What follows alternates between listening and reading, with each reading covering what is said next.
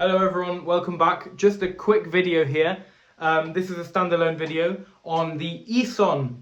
The Ison is the bass line of Byzantine chant, and although I totally recommend and I teach by learning by ear. I learnt by ear, I teach by ear. I don't think you can say that, but I do. I'm an innovator. And despite that, one of the core principles of Byzantine chant is the Ison.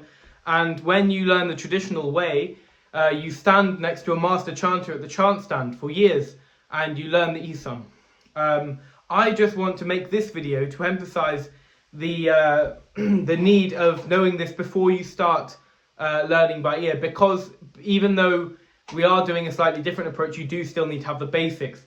And therefore, I just want to talk to you a little bit about the Ison and how you can learn that. So everyone listens to, or if you don't, you can listen to Byzantine music online on Spotify, Apple Music, YouTube, whatever you use.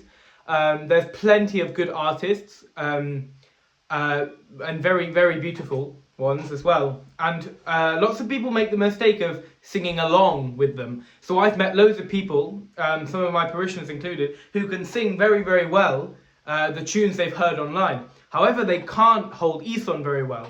And this then means that they get lost in the tune. And if they're using many ornamentations and they're really drawing the melody out and making it sound amazing, but then they'll lose the tonal center, which means the note that is the base of the music. They'll lose it and they'll end up in a different place. This is what you hear, a mistake that a lot of people make, and you hear it, you can hear it. And the way you get rid of this is you learn the Ison.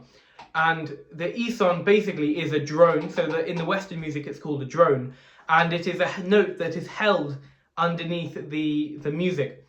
The Ison is different in every tone, and it can change. In most simple things like the antiphons, the Lord have mercies, the Ison doesn't change, it's just a straight pitch. But in more complicated and longer things like the Psalms and the cherubic hymn, it can change.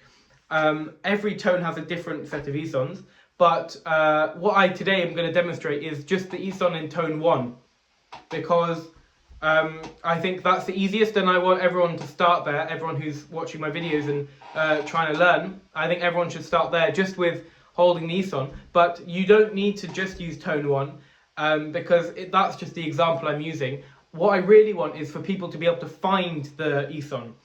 So if you go online and you listen to the choir of Vatopedi fathers singing something, you need to be able to, without hearing them, obviously they do it there very beautifully, but you need to be able to find the bass note. And this again links back to what I was saying in my video about the litanies, which is that when the deacon starts on a no no no no no no no no, you need to be able to find the no no no no no. You need to be able to find that gap. And it's the same thing with the Ison, but luckily for you, most chanters start with an aftermela that brings you into the tone. And so in the case of tone 1, they go oh na na, and that gives you the no.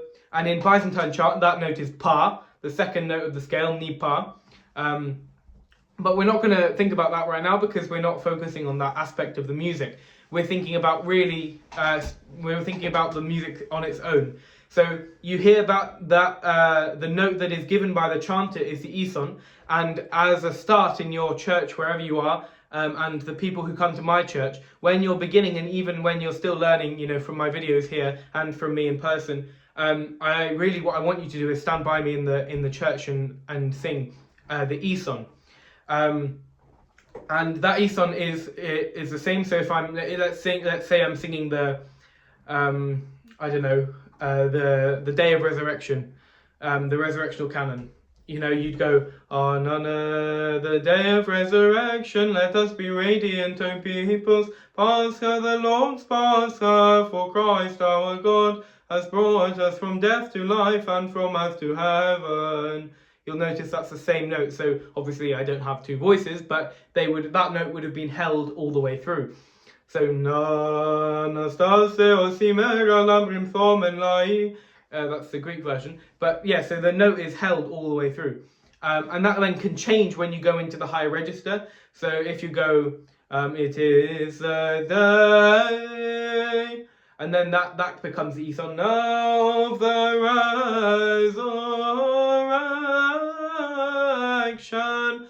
Na na. So the Ison that's in the slower melody, the in tone 1. The Ison is na na. Those are the 2 notes it could be.